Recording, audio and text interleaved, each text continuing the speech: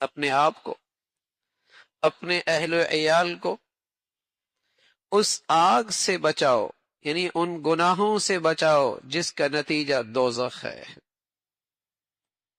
قُوا انفسکم واہلیکم نارا، یعنی دوسرے انداز میں ہر ماں باپ کو اور سرپرستوں کو، ماں باپ کو، سرپرستوں کو تنبیہ کی گئی کہ اپنی اولاد کی صحیح تعلیم و تربیت کا انتظام کرو، اپنی اولاد کی صحیح تعلیم و تربیت کا انتظام کرو۔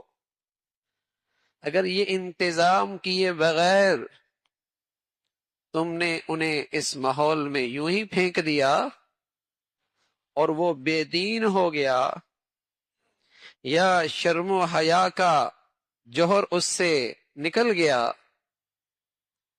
یا اسے دین کے عقائد کے بارے میں شک اور تردد ہونے لگا، یا وہ اللہ اور اللہ کے رسول کی بتائی ہوئی زندگی سے اس کا اعتماد جاتا رہا، تو قصوروار کون ہے؟ ذمہ دار کون ہے؟ ڈھیلان کا راستہ ہے، بچے کے ہاتھ میں سائیکل تھما دی، بریک کوئی نہیں ہے، قاتل کون ہے؟ اسے کس نے اس کے حوالے کی ہے؟ ڈھیلان بھی ہے، بریک بھی کوئی نہیں، اب ہلاکت کا ذمہ دار کون ہے؟ قُوا انفسکم واہلیکم نارا۔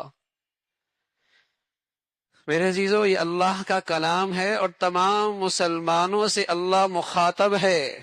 میں عرض کیا اگر یہ اندیشہ نہ ہوتا کہ لکھے الفاظ پر توجہ ختم ہو جاتی ہے تو کہا جا سکتا تھا کہ اسے اپنے گھر کی دیوار پہ جلی حروف میں لکھ لو تاکہ روزانہ یہ خطرہ تمہارے سامنے رہے۔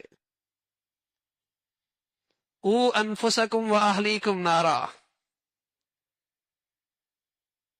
اپنے آپ کو، اپنے اہل و عیال کو۔